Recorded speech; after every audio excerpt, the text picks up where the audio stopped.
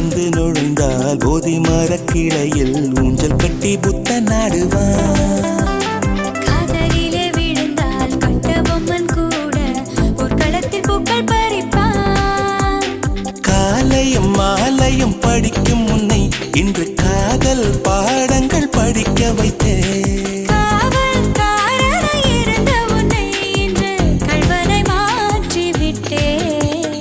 அடடா அடடா